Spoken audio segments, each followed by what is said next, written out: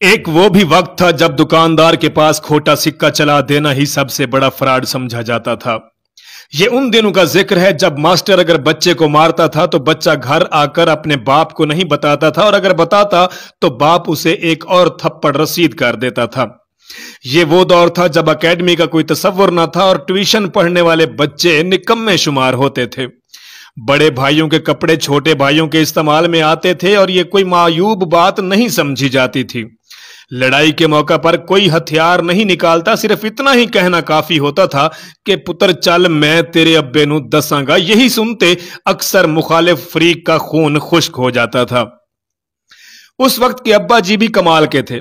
सुबह सवेरे फजर के वक्त कड़कदार आवाज में सबको नमाज के लिए उठा दिया करते थे। बेतलब इबादतें करना हर घर का मामूल था।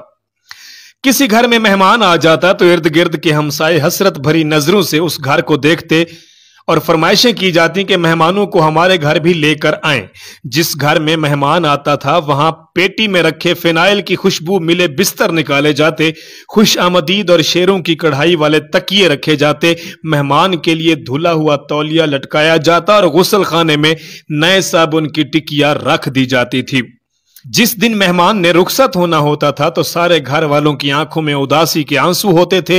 मेहमान जाते हुए किसी छोटे बच्चे को 10 रुपए का नोट पकड़ाने की कोशिश करता तो पूरा घर उस पर एहतजाज करते हुए नोट वापस करने में लग जाता। ताहम मेहमान बहर सूरत ये नोट देकर ही जाता। शादी ब्याहों में सारा मोहल्ला शरीक होता था और शादी गमी में आने जाने के लिए एक जोड़ा कपड़ों का अलहदा से रखा होता था जो उसी मौका पर इस्तेमाल में लाया जाता। जिस घर में शादी होती उनके मेहमान अक्सर मोहल्ले के दीगर घरों में ठहराए जाते। मोहल्ले की जिस लड़की की शादी होती थी बाद में पूरा मोहल्ला बारी बारी मियां बीवी की दावत करता था। कभी किसी ने अपना अकीदा किसी पर थोपने की कोशिश नहीं की, कभी काफिर काफिर के नारे नहीं लगे। सबका रोना हंसना साझा था, सबके दुख एक जैसे थे। ना कोई गरीब था और ना कोई अमीर, सब खुशहाल थे। किसी किसी घर में ब्लैक एंड व्हाइट टीवी होता था और सारे मोहल्ले के बच्चे वहीं जाकर ड्रामे देखते थे। मासूमियत भरे पुराने दौर में अलमारियों में अखबारात भी अंग्रेजी के बिछाए जाते थे कि इनमें मुकद्दस किताबों के हवाले नहीं होते। छोटी से छोटी कोताही पर भी कोई ना कोई सुना सुनाया खौफ आड़े आ जाता था। जमीन पर नमक या मिर्चें गिर जाती थीं तो होशो हवास उड़ जाते थे कि कियामत वाले दिन इन्हें आंखों से उठानी पड़ेंगी। गदागरों को पूरा मोहल्ला जानता था और घरों में उनके लिए खसूसी तौर पर खुले पैसे यानी कि सिक्के ठिप्पे रखे जाते थे।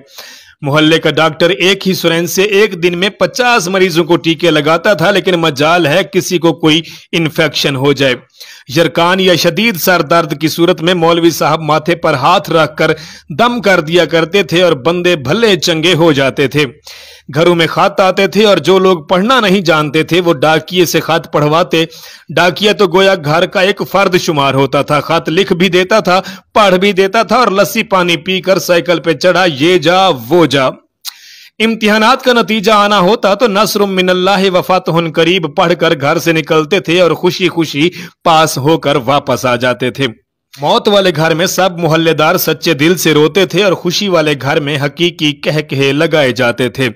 हर हमसाया अपने घर से सालन की एक प्लेट साथ वालों को भेजता था और उधर से भी प्लेट कभी खाली वापस नहीं लौटी थी।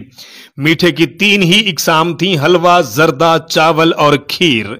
आइसक्रीम दुकानों से नहीं बल्कि लकड़ी की बनी रेहड़ियों से मिलती थी जो म्यूजिक नहीं बजाती थी। गली गली में साइकिल के मैकेनिक मौजूद थे, जहां कोई ना कोई मोहल्लेदार कमीज का कोना मुंह में दबाए पंप से साइकिल में हवा भरता हुआ नजर आता था। न्याज बढ़ती थी तो सबसे पहला हक बच्चों का होता था। हर दूसरे दिन किसी न किसी गली के कोने से आवाज आ जाती कि कुड़ियो मुंडियो शय वंडींदिए ले जाओ, और आन की आन में बच्चों का जम्मे गफीर जमा हो जाता और कई आवाजें सुनाई देती कि चाचा मेरे भाई दा हिस्सा भी दे दियो। दूध के पैकेट और दुकानें तो बहुत बाद में वजूद में आई। पहले तो लोग बहाने से दूध लेने जाते थे। गुफ्तगू ही गुफ्तगू थी, बातें ही बातें थी, वक्त ही वक्त था। गलियों में चारपाइयां बिछी होती थी, मोहल्ले के बाबे हुक्के पी रहे होते थे और पुराने बुजुर्गों के वाकयात बयान कर रहे होते थे। जिन घरों में टीवी आ चुका था उन्होंने अपने दरवाजे मोहल्ले के बच्चों के लिए हमेशा खोल के रख दिए। मिट्टी का लेप की हुई छत के नीचे चलता हुआ पंखा सख्त गर्मी में भी ठंडी हवा देता था। फिर अचानक सब कुछ तब्दील हो गया, हम कदीम से जदीद हो गए। अब बावर्ची खाना सीढ़ियों के नीचे नहीं होता, खाना बैठकर नहीं पकाया जाता, दस्तरखान शायद ही कोई इस्तेमाल करता हो।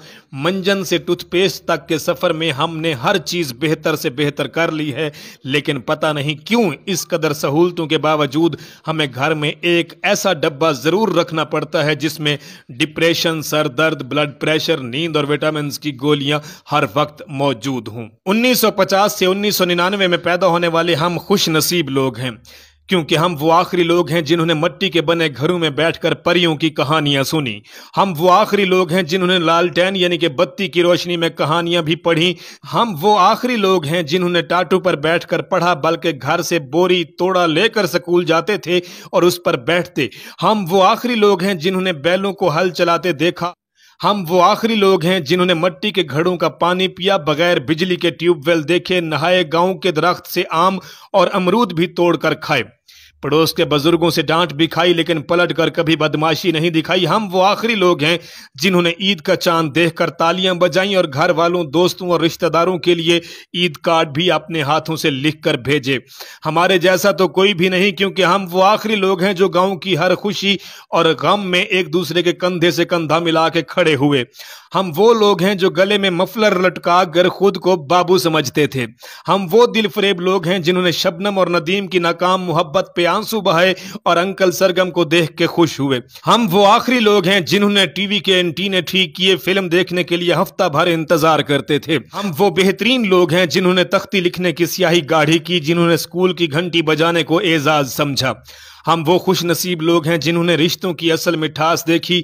हमारे जैसा तो कोई भी नहीं। हम वो लोग हैं जो रात को चारपाई घर से बाहर ले जाकर खुली फिजा में जमीनों में सोए, दिन को अक्सर गांव वाले गर्मियों में एक दरख्त के नीचे बैठकर गप्पे लगाते, मगर वो आखिरी हम थे। कभी वो भी जमाने थे सब सहन में सोते थे, गर्म मिट्टी पर पानी का छिड़काव होता था, एक स्टैंड वाला पंखा भी होता था। लड़ना झगड़ना सबका इस बात पर होता था कि पंखे के सामने किसकी मंजी ने होना है। सूरज निकलते ही आंख सबकी खुलती थी ढीठ बनकर, फिर भी सब ही सोए रहते थे। वो आधी रात को कभी बारिश जो आती थी तो फिर अगले दिन भी मंजी गीली ही रहती थी। वो सहन में सोने के सब दौर बीत गए, मंजियां भी टूट गई, रिश्ते भी छूट गए। बहुत खूबसूरत खालिस रिश्तों का दौर, लोग कम पढ़े लिखे और मुखलिस होते थे। अब जमाना पढ़ लिख गया तो बेमुरव्वत मफादात और खुद गर्जी में खो गया। क्या जबरदस्त पढ़ा लिखा मगर दरअसल बेहिस जमाना आ गया है।